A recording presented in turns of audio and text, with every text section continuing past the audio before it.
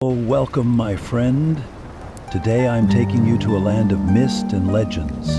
Together we'll hear the battle cries echoing through the winds of the Scottish Highlands and uncover the schemes brewing deep within English soil. But this isn't just any ordinary tale. This is the story of a struggle that remained untold for decades, hidden in the shadows of history. As we peel back the dark pages of the past, we'll venture far beyond the grand heroics you know from the movie Braveheart. So, how did these conflicts begin?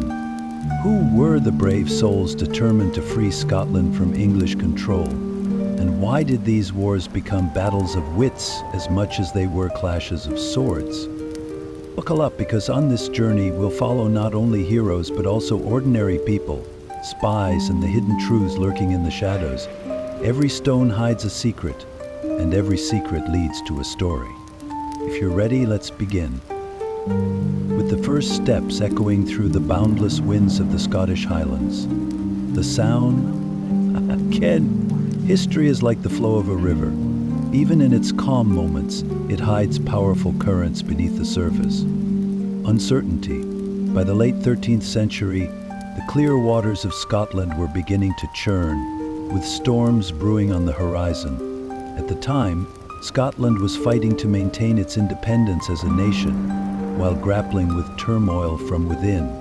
The competition among nobles and the claims to the throne had thrown Scotland into deep political chaos. When Alexander III died suddenly in 1286, the kingdom was left in a vacuum. With no clear heir to the throne, the struggle for power among different families turned into tensions that resembled civil war. Meanwhile, the common people found themselves overshadowed by the intrigues of the nobles. Every lord was building small armies to expand their power, leaving border towns to face constant raids and pillaging.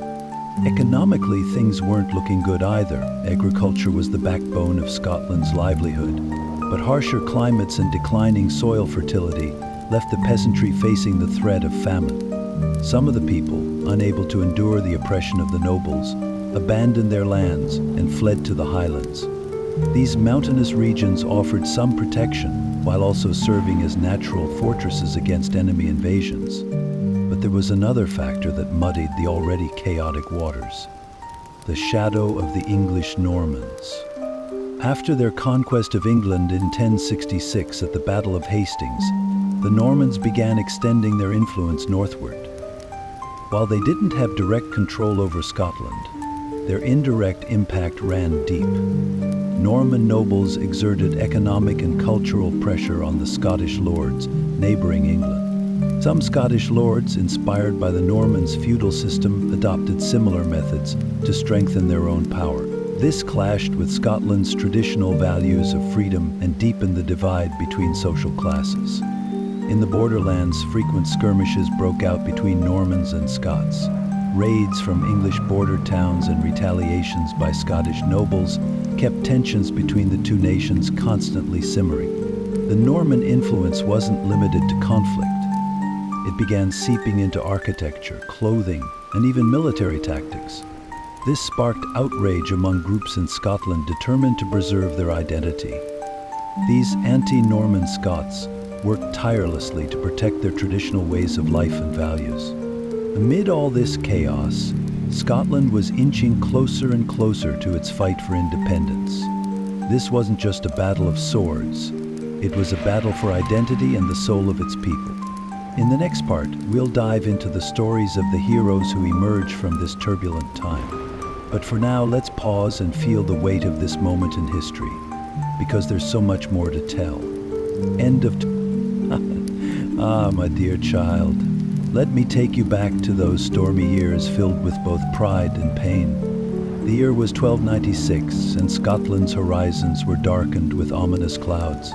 Edward I of England, known in history as Longshanks, had set his sights on the lands of Scotland. But this wasn't just about territory. It was a time ignited by the sparks of ambition and the thirst for control. Edward was a relentless ruler. His dream of building a mighty empire drove him toward constant conquest. Scotland, with its wealth and strategic position, caught his attention. But beneath this invasion lay motives far deeper than they seemed. Scotland had been plunged into a crisis of succession after the death of King Alexander III in 1286. Then came the passing of Margaret, known as the Maid of Norway, who had been named the heir. With her untimely death, Scotland was left leaderless, and the nobles fell into bitter rivalries. Edward saw an opportunity in this chaos and decided to exploit it.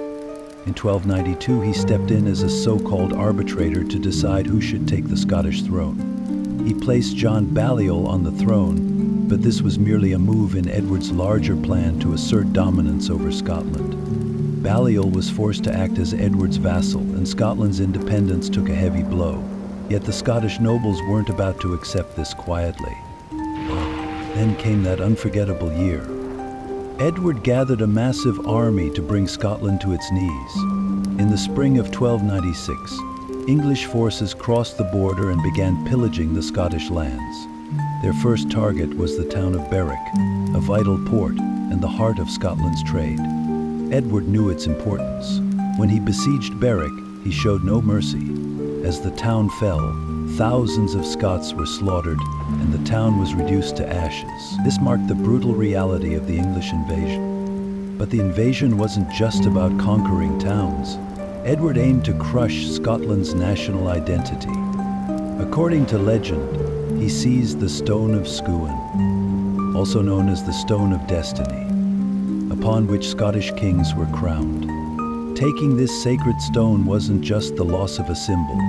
It was a direct blow to the pride and spirit of the Scottish people.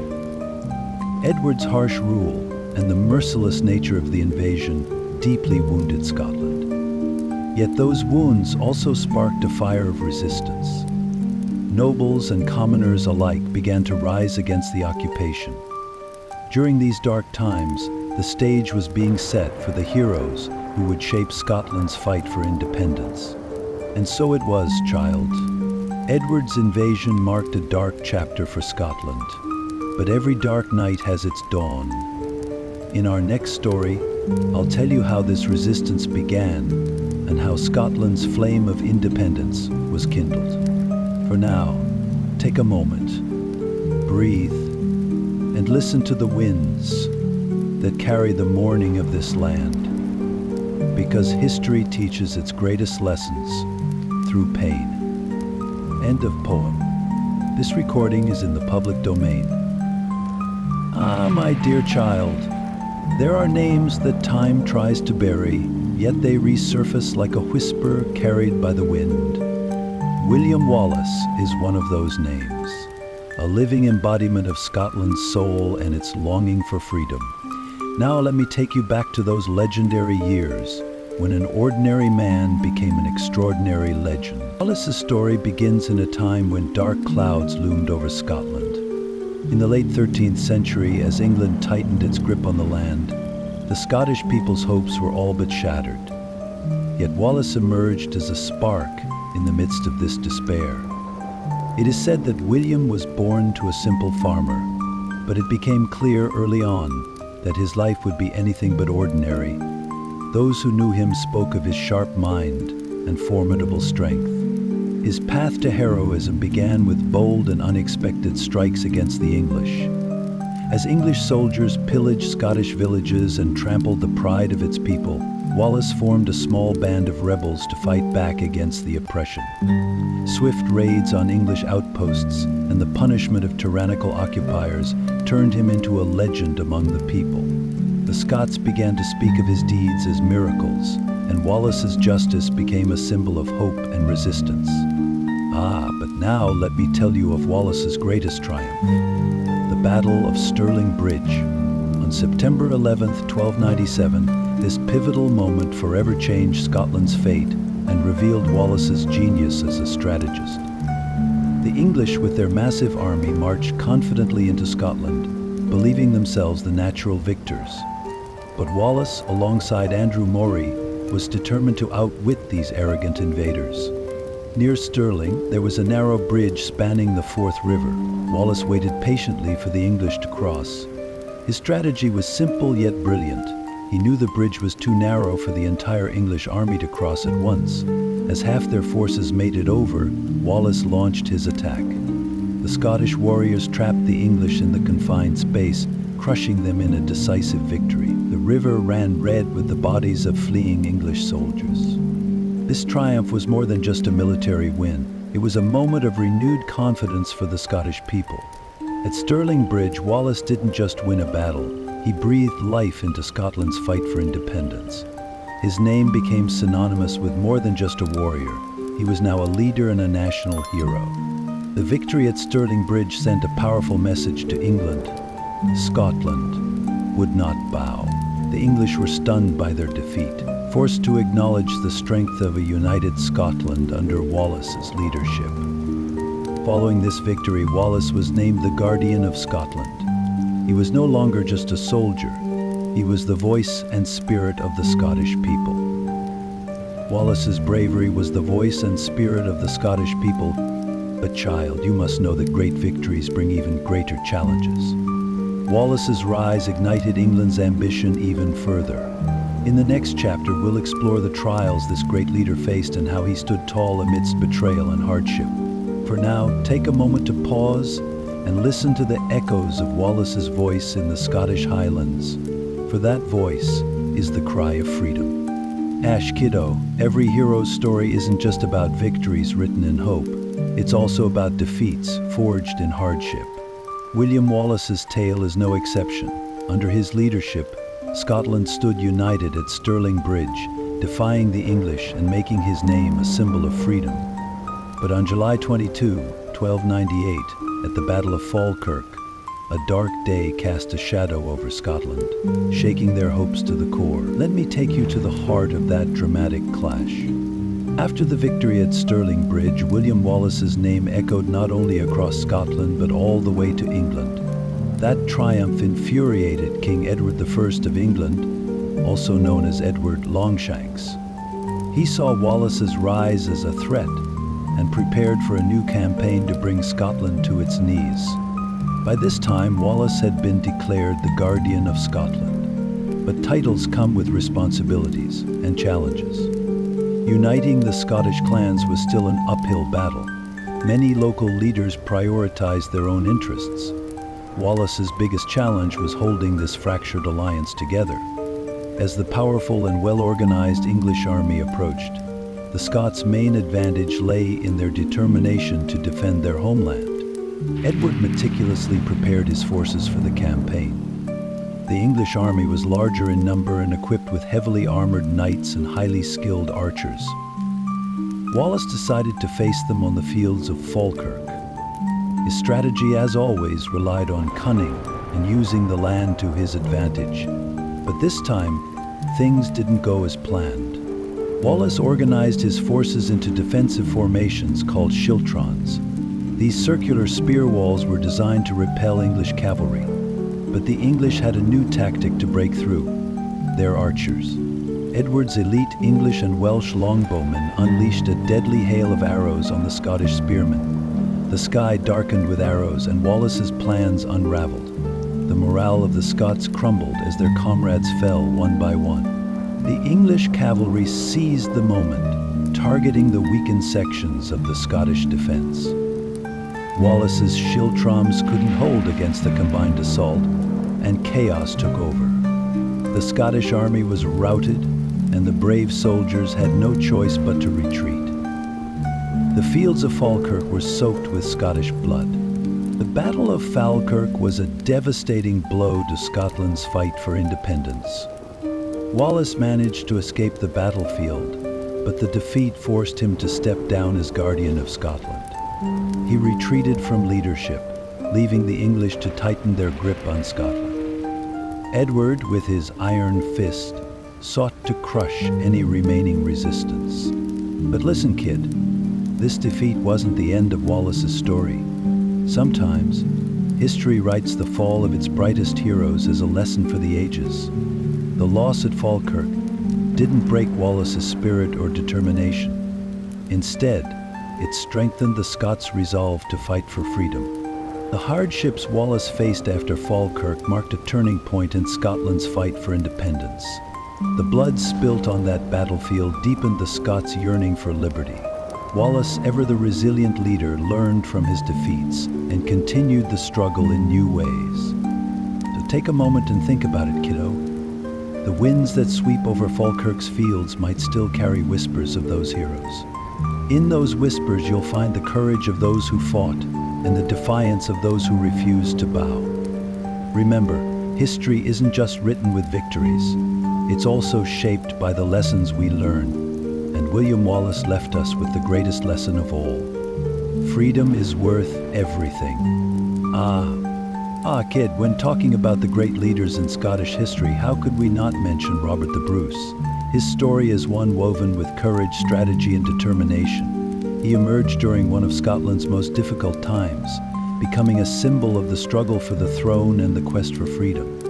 Let me take you on a journey through his tough path to the Scottish throne and the battle he began against England. Robert the Bruce was born into a noble family. He grew up in a Scotland filled with both the fight for independence and internal struggles. During Wallace's leadership, Bruce's name wasn't very prominent. But even back then, Bruce had a fire burning inside him for the throne. The Scottish throne wasn't just a symbol, it represented the power to unite his people. After Wallace was captured and executed in 1305, Scotland fell into a leadership vacuum. King Edward was determined to crush the Scottish resistance once and for all. However, this pressure led to even more conflict and division among the Scottish nobles. In the midst of this chaos, Robert the Bruce tried to find his own path. He wasn't just fighting against England, but also against the internal rivalries within Scotland. One of Bruce's biggest rivals for the throne was John Comyn. The Comyn family had large estates and significant influence in Scotland. However, Bruce accused Comyn of betraying the Scottish resistance. In early 1306, at Greyfriars Church in Dumfries, the two leaders faced off in an encounter that would change the course of Scottish history. They had a heated argument, which ultimately led to Bruce killing Comyn. Some historians debate whether it was an assassination or an act of sudden anger, but what's certain is that this act cleared the way for Bruce to claim the throne. Comyn's death put Bruce in a difficult position, both with England and with his own people. The church excommunicated him because he had shed blood in a sacred place and had alienated an important Scottish family. But Robert the Bruce had already set himself on a path with no return. In March 1306, he crowned himself King of Scotland at Scone, openly challenging King Edward of England. He began by forcing the king to resign the crown of Scotland. Bruce's rise to the throne marked the beginning of a new era in Scotland's fight for independence. But his reign didn't start easily. Edward sent a powerful army to crush Bruce and his supporters. A few months after Bruce claimed the throne, he was decisively defeated at the Battle of Bannockburn. This defeat separated Bruce from his allies and supporters. His wife, Elizabeth, and sister Christina were captured and imprisoned by the English. During this tough period, Robert the Bruce went from being a national hero to an outlaw. According to a Scottish legend, while hiding in a cave, Bruce watched a spider tirelessly weave its web and was inspired by its perseverance. Perhaps at that moment, he made the decision to never give up on his fight. Bruce reshaped his struggle. Instead of facing the English with a traditional army, he waged war using guerrilla tactics. This approach allowed the Scots to leverage their advantage in the terrain and wear down the English forces. Bruce rebuilt his army and started retaking key castles by attacking the English garrisons across Scotland. Robert the Bruce wasn't just a warrior, he was also a strategist. Instead of directly clashing with the English, he focused on cutting off their supply lines, draining their resources, and lowering their morale. These tactics solidified his leadership and boosted his reputation among the Scottish people. Kid, Robert the Bruce's story is one of the best examples of victories earned through courage and determination. His struggle for the throne wasn't just a fight for leadership. It was a symbol of the Scottish people's search for freedom and identity. His coronation was just the beginning. Bruce would crown this long struggle against England with the independence of his people. Remember, history shows once again that leaders are remembered not just for the battles they win, but for their courage to rise again after they fall. Robert the Bruce was one of those leaders, a king who changed Scotland's destiny and an unwavering defender of freedom. Kid, the story of Bannockburn is one of that unforgettable victory where a nation rewrites its destiny. This battle, the pinnacle of Scotland's fight for independence, wasn't just written with the blood spilled on the battlefield, but with the power of determination, intelligence, and national unity. Now let's dig into the behind the scenes of this great victory and reveal, one by one, the challenges faced by the heroes. By 1314, Scotland had been resisting the English pressure for a long time. Under Robert the Bruce's leadership, the fight for independence was growing stronger each day, and its impact on the Scottish people was undeniable. However, Scotland was still surrounded by the threats from England. Bruce saw the war not just as a military struggle, but as a means to secure the freedom and identity of the Scottish people. One of the key events that set the stage for the war revolved around Stirling Castle. In English hands, this castle had become a symbol of English control over Scotland. Bruce's brother, Edward Bruce, challenged the English and laid siege to Stirling Castle. King Edward II of England couldn't stay indifferent to this. He gathered one of England's largest armies and set off for Scotland. His goal was to retake Stirling Castle and crush the Scottish resistance once and for all. The English army was one of the largest military forces of the time. Made up of well-trained soldiers, this giant force was known for its heavily armored cavalry and longbows. However, size and technology don't always guarantee victory. The Scottish army, on the other hand, was smaller and more modest. Most of its soldiers were ordinary farmers and volunteers, but they had something more valuable on their side, a deep desire for freedom and the sharp mind of their leader. Robert the Bruce quickly recognized the strategic advantage at Bannockburn. The Scots chose a swampy, forested area that would restrict the movements of the English cavalry. The English army, used to moving across wide open spaces, would find the narrow passages of Bannockburn their worst nightmare. Bruce is said to have told his soldiers, "This is our land. Don't think about their big army. Think about the power in our hearts." The battle began on the morning of June 23, 1314. The English cavalry tried to break through the Scottish lines, but the Scottish spearmen standing in tight formation repelled the attacks.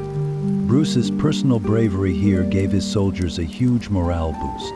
Legend has it that one of the English cavalry, Sir Henry de Bohun, tried to charge directly at Bruce. Bruce calmly moved aside, deflected Bohun's attack, and knocked him down with an axe blow. This moment raised the morale of the Scottish troops while delivering a shock to the English. On the morning of June 24, the English army launched a full-scale attack on the Scots. But the narrow space and swampy terrain severely limited the mobility of the English cavalry. The Scottish spearmen formed a tight formation called the schiltron, which effectively stopped the English cavalry. This tactic made it nearly impossible for the armored knights to break through the Scottish lines. The turning point of the battle came when the English army's morale broke and they began to retreat. The Scots ruthlessly pursued the retreating English. King Edward II's army collapsed in panic, suffering a crushing defeat near Stirling Castle. A large portion of the English army was either killed or captured. The Battle of Bannockburn became a pivotal moment in Scotland's fight for independence. This victory wasn't just a military triumph, it was a symbol of the Scottish people regaining their confidence. With this victory, Robert the Bruce solidified his throne in the hearts of his people. The defeat of England's overwhelming power showed the world how determined Scotland was in its quest for independence. Oh, kid, the echoes of Bannockburn will continue to resonate, not only in the mountains and valleys of Scotland, but forever in the pages of history books. This victory is the finest example of what can be achieved when the will of the people and visionary leadership come together. Never forget that true freedom isn't just won by defeating the enemy, but by the hope that blossoms in the hearts of the people. Ah, kid, history isn't just about great battles and victories. It's also the stage for shadowy schemes, secret deals, and treacherous betrayals. The struggle between England and Scotland was shaped not only on battlefields, but also in hidden passageways, dark rooms, and through the hands of spies working deep within enemy ranks. Let's take a look together at the stories of espionage and treason that took place between these two ancient foes. During Scotland's fight for independence, both sides placed great importance on information. Knowing the movements of an army in advance, learning the weaknesses of a fortress, or uncovering a leader's secrets, such intelligence was as valuable as victory itself. England, aiming to crush the Scottish resistance that had grown stronger under Robert the Bruce's leadership, expanded its network of spies. English agents would wander through Scottish villages, trying to identify those supporting the resistance. They also infiltrated the ranks of Scottish nobles, questioning their loyalty and exploiting their weaknesses, a tactic often used by the English.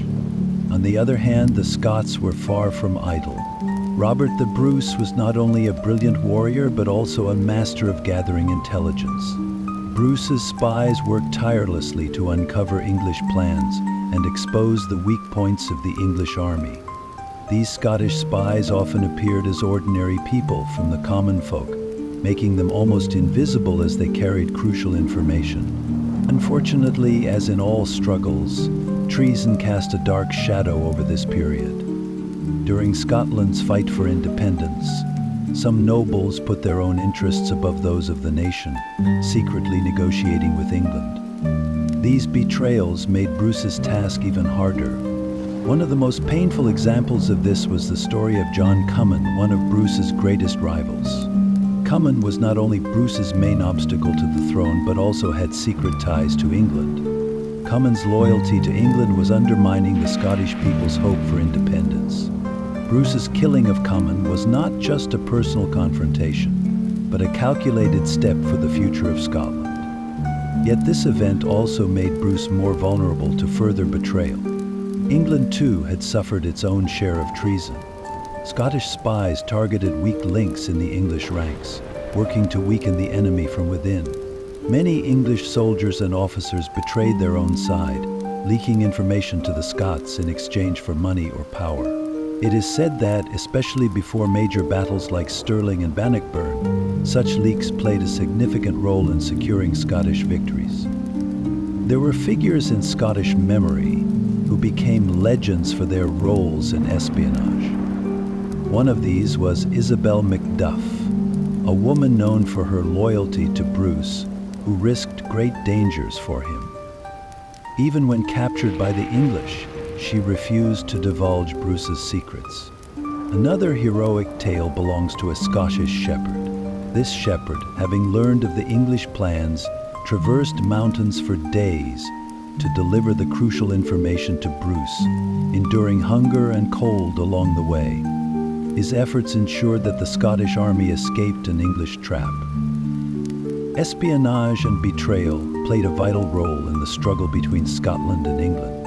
These stories show that war is won not only with swords, but with minds.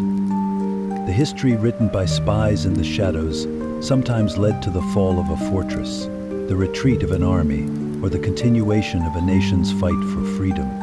Kid, there's a great lesson to be learned from these stories. Power doesn't only come from physical strength, but from knowledge and loyalty. Scotland, in its quest for freedom, had to fight not only against the enemy, but also against treason from within. However, what history shows us is that true loyalty and courage never fade into the shadows. Now close your eyes and feel the footsteps of those brave people moving through those dark passageways, carrying dreams of freedom. For these silent heroes of history are the hidden hands that shape the future of a nation. Kid, The desire for a nation's independence makes it creative and bold in ways ordinary people could never even imagine. Scotland's resistance against England wasn't just carried out on battlefields. It was fought in the countryside, deep forests, and behind thick stone walls. Let's take a look at how the Scottish people developed strategies in this struggle and how they waged this difficult war. Scotland's greatest advantage lay hidden in the harshness of its nature. The Scottish people had learned to live in a landscape that enemy armies were not accustomed to. While the English, with their large, organized armies, excelled in open battlefield warfare, the Scots moved in small, fast, and flexible units, developing guerrilla tactics. One of the most famous tactics was drawing English armies into the Scottish mountains and valleys, leaving them at the mercy of nature. The Scots would set ambushes in narrow passages, then quickly withdraw. As the English followed, they would grow weary and lose supplies and morale.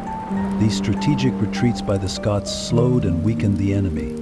Another effective tactic was the deliberate burning of villages and farmlands. The Scots would destroy any resources the enemy could use to hinder their progress. This method of scorched earth warfare made long-term English occupation attempts unsustainable. Scotland's castles became symbols of resistance.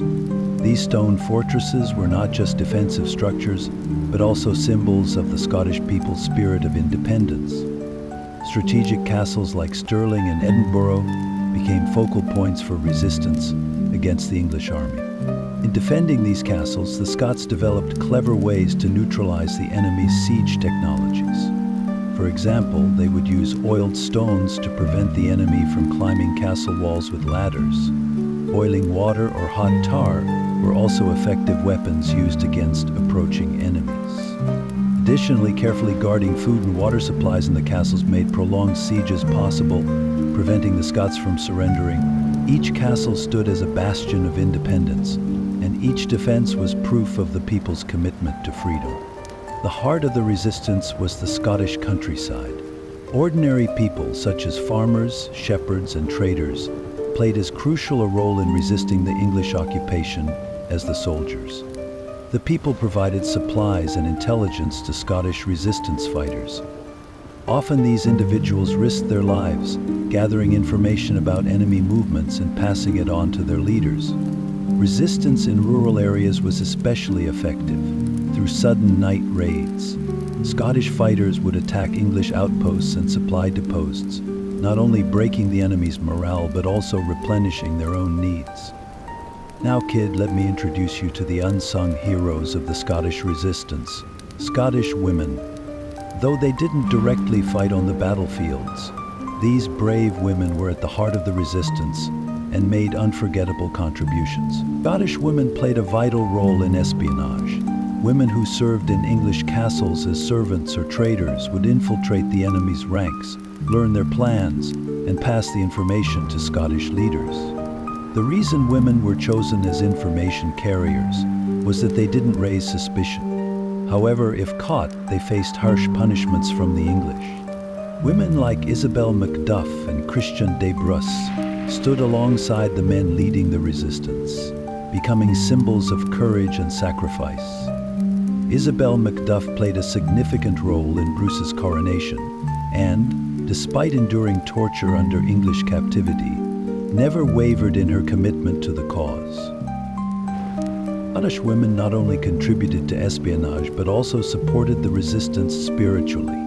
They encouraged their men to go to war and boosted their morale, passing the spirit of independence onto their families and communities. Even in the face of English occupation, these women found ways to preserve their traditions and protect Scottish identity.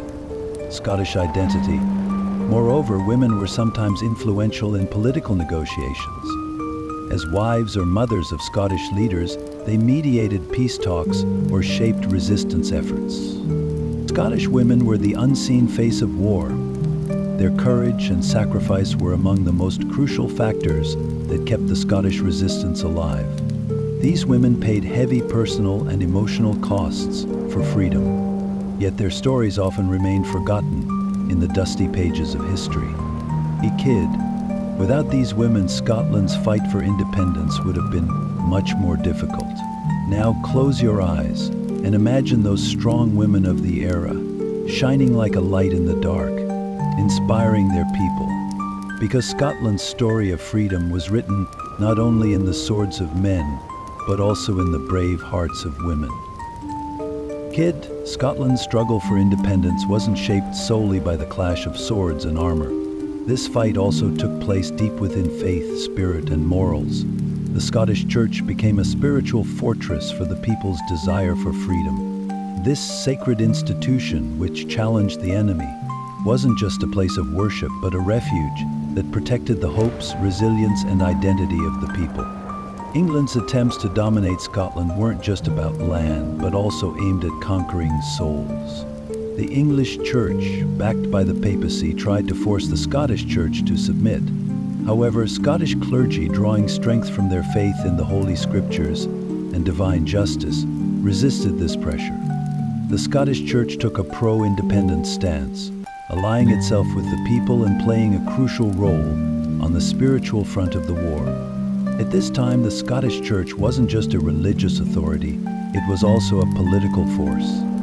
The English Church aimed to spiritually control Scotland, to weaken the people's desire for independence.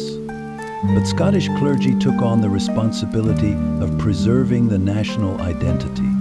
Even the papacy's interventions in support of England couldn't shake the resolve of the Scottish Church. The leaders of the Scottish Church, especially figures like William Wallace and Robert the Bruce, provided spiritual support to strengthen the resistance. Priests delivered sermons in villages and towns, calling the people to the fight for independence. The Church not only kept spirits high with prayers, but also played a strategic role in the battle, ensuring the morale of the people remained strong. Ah, kid, now let me take you to perhaps one of the most prideful moments in history. This isn't just a turning point for Scotland, but for world history. The Declaration of Arbroath in 1320. This document was the first official declaration of independence by the Scottish people, marking a moment when national identity was etched into the pages of history. The Declaration of Arbroath was a document where the Scottish Church and the people came together to clearly express their demand for independence. This declaration was signed by Scottish nobles and clergy who supported King Robert the Bruce's leadership. Addressed to Pope John XII, the letter called for Scotland to be recognized as an independent nation. The most memorable part of the document was the sentence that expressed the Scottish people's determination for independence. We fight for this independence because freedom is the heritage of a virtuous people, and only when we are free can we live a life worth living. These words spoke of the people's resolve and passion for freedom.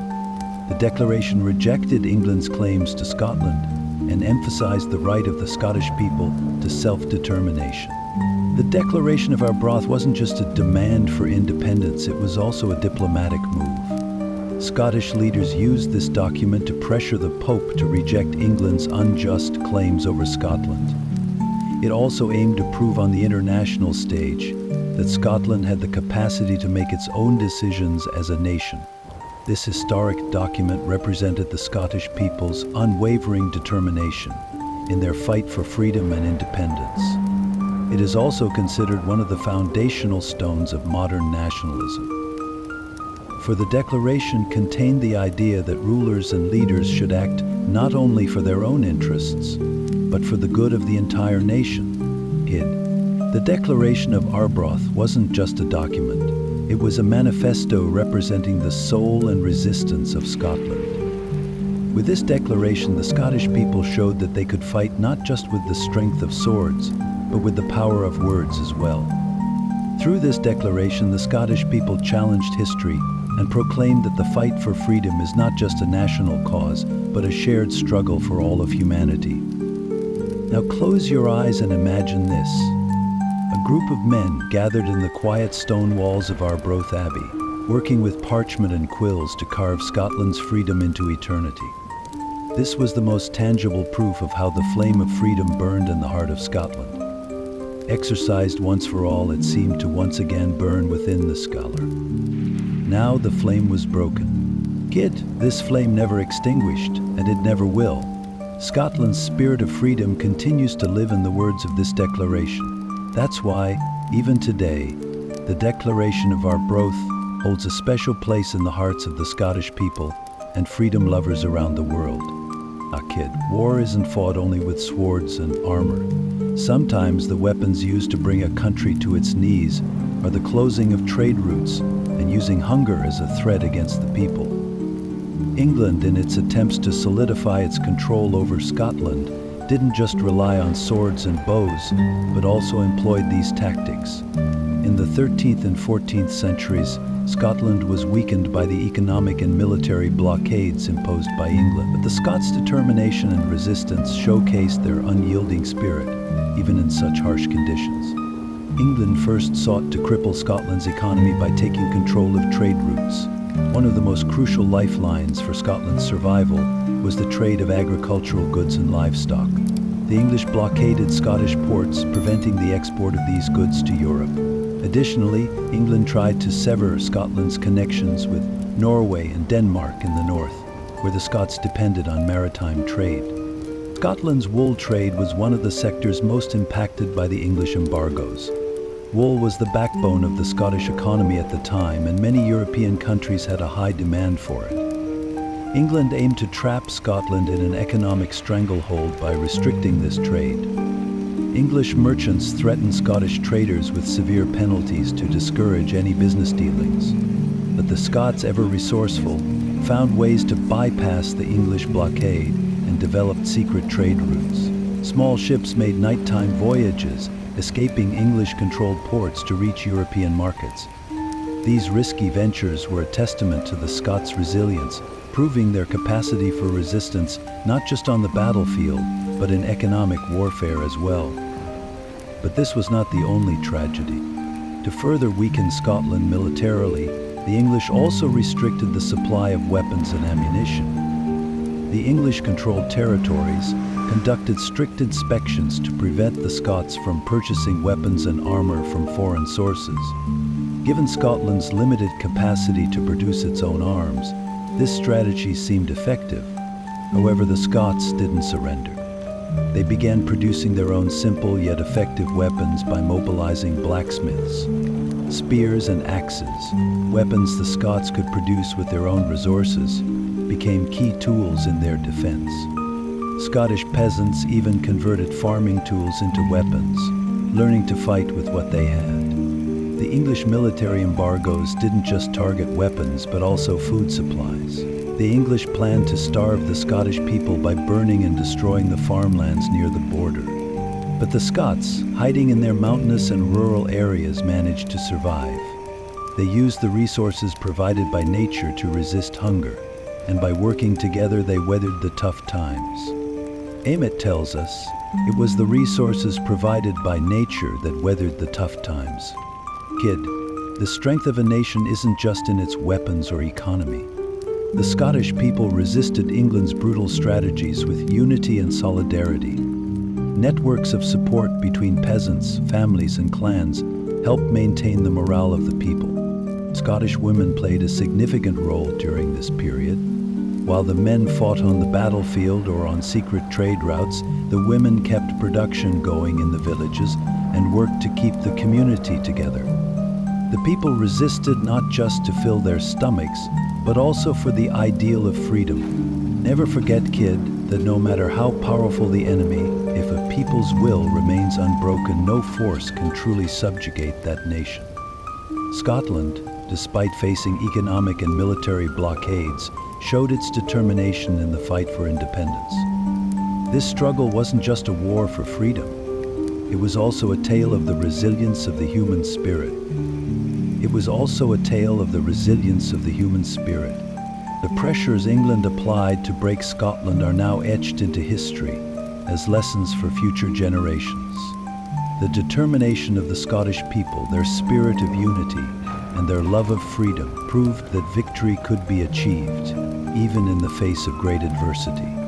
That's why Scotland's fight is still remembered today, as a symbol of the pursuit of freedom worldwide.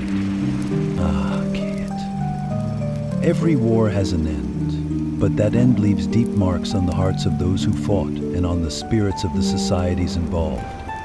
Scotland's struggle for independence against England was not only filled with victories, but also with sacrifices and profound transformations. Now come, let's try to understand how Scotland changed after these great battles, and how the people exhibited a kind of rebirth. After the Great Battle of Bannockburn, Scotland seemed to finally be free from England's heavy pressures. The victories won under Robert the Bruce's leadership allowed the Scottish people to declare their freedom. But this victory wasn't just a military success. It was a manifestation of the Scots' will to determine their own fate. The Treaty of Edinburgh and Northampton in 1328 officially recognized Scotland's independence. England was forced to relinquish its claims over Scotland. However, while this independence was achieved on paper, it didn't change the fact that Scotland was a nation that needed to be rebuilt. The villages destroyed during the wars, the burned fields, and the lives lost left deep scars across the country. The war had taken its toll not just on soldiers, but also on peasants, merchants, and families. Scottish villages had been devastated by the scorched earth tactics employed by the English armies. Hunger, disease, and insecurity became a part of everyday life for the people. However, the resilience of the Scottish people became a symbol of renewal. After the war, peasants began to plant crops again. The fields began to thrive once more. Livestock numbers began to rise. Scottish women, who had shown great strength during the war, continued to demonstrate their resilience during the rebuilding process. They worked tirelessly to keep their families and communities intact. Economically, Scotland had been crushed under England's blockades and the heavy cost of war for many years. But with independence achieved, trade began to revive. Scotland re-established its commercial relationships with European countries. Particularly, the wool and whiskey trade played a significant role in the country's economic recovery. In rural areas, farming and livestock re-emerged as priorities, while in the cities, artisans and merchants continued with production and trade. Thanks to the hard work of the people, Scotland's economy slowly recovered and managed to stand firm as an independent nation. The wars for independence had a profound impact on Scottish identity. These struggles weren't just about preserving freedom, they were about protecting the Scots' culture and traditions. The Scottish language, music, and dances became a part of the people's spirit of resistance during this time. In the post-war period, the attachment to Scottish culture grew even stronger. The clan system was reorganized, and the unity and solidarity of the people played a crucial role in creating a national identity. Young friend, Scotland's wars of independence are not just a series of events in history books. They are remembered as the triumph of love for freedom and human will. The names of Robert the Bruce and William Wallace are passed down from generation to generation as symbols of the Scottish people's fight for liberty. But remember, these victories were won not only by heroes, but also by the sacrifices of nameless peasants, merchants, and women. Scotland's struggle for independence left behind not only its own freedom, but also an inspiring story for the entire world. Now, kid, close your eyes and feel for a moment the suffering this people endured, the sweat they shed, and the victories they achieved. Perhaps this story will ignite the fire of freedom inside you as well. And who knows, maybe one day you'll write your own epic. And so the cry for freedom that once echoed through the mountains of Scotland still whispers in the winds of history. And as long as this story is told, it will continue to live on.